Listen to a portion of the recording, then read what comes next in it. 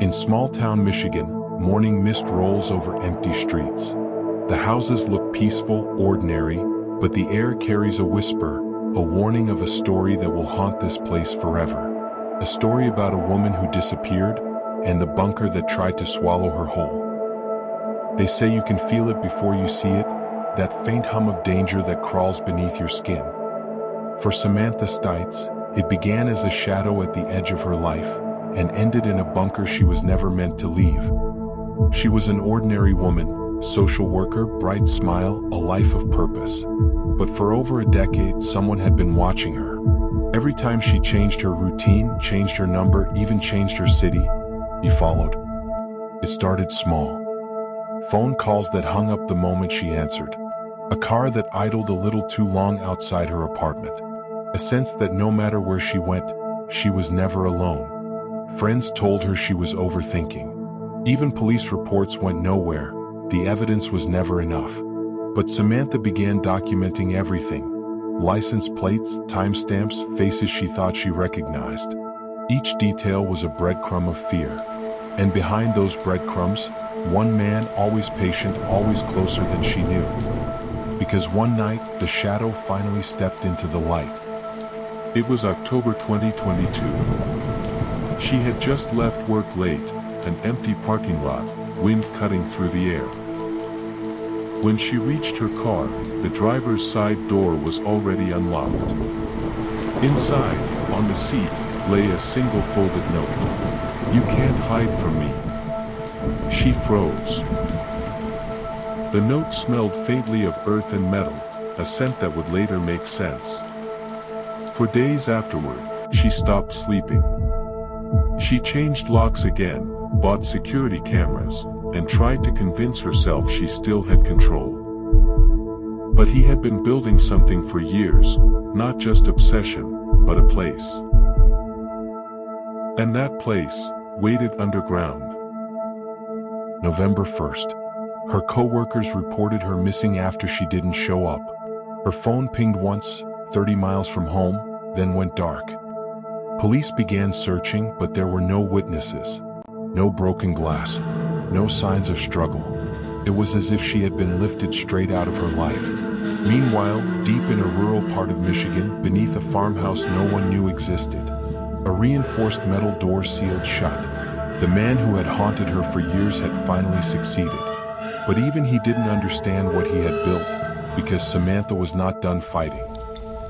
The same mind that survived years of stalking was now plotting escape in the dark. The bunker was soundproof, buried in soil and concrete, a world cut off from everything above. He spoke to her through a speaker, voice calm, rehearsed, like he believed this was love. He called it their home. Samantha listened, learned his patterns. Every click of the lock, every step overhead, every time the fan paused. She memorized the rhythm of her prison. To stay sane, she began counting, seconds, breaths, the distance between noises. She realized the vent system was her only connection to the world outside. He had taken her voice. But she still had her will. And through that vent, the world would hear her again. Using a shard of metal and wire from her cot, Samantha began to manipulate the vent system. Not to escape yet, but to signal. Tiny clicks and rhythms, Morse code she hoped someone, somewhere, might hear. Days turned into weeks. She survived on determination, sheer defiance. Then one night, a distant sound pierced the bunker, not from inside, but from outside. He had slipped up. His movements were being tracked. And the search that began with a missing person alert was now closing in. But Samantha didn't wait to be found, she made her own way out. When she heard him leave one evening, she acted. Using a loosened panel and the same vent shaft she'd studied, she forced her way upward, tearing through layers of dust and earth. Her fingers broke the surface before dawn, mud, roots, air. She was bleeding, freezing, and free. She stumbled through the forest, following faint sirens and headlights. A passing truck driver saw her, stopped, and everything went still. After 13 days underground, she had escaped the man who built her cage. But freedom doesn't end the story, it only starts the reckoning.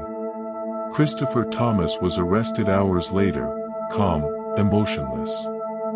As though this was all part of a script he'd written years ago. The bunker was found exactly as Samantha described. Soundproofed walls, survival gear, and journals filled with his delusions.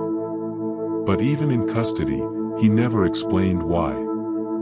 Not fully. Not truthfully. Sometimes evil doesn't need reason, it only needs opportunity.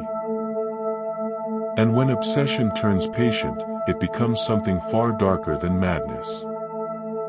Samantha survived. She moved, changed her name, started again, quietly, carefully. She works with survivors now, helping others recognize the signs she once ignored. But there are nights when she still wakes up, thinking she hears that vent hum in the dark. What she didn't know for years was that her strength would outlast his obsession. She never wanted to be remembered for what was done to her, but for what she did next. This is not just a story about fear. It's a story about defiance. About what happens when one woman decides that even in the darkest place imaginable, she will not disappear quietly. It's proof that even in the darkest places, hope can still find its way out. Samantha escaped, but how many others never do? Subscribe and stay with us as we uncover the stories still buried in the shadows. Historia, where shadows speak and truth whispers back.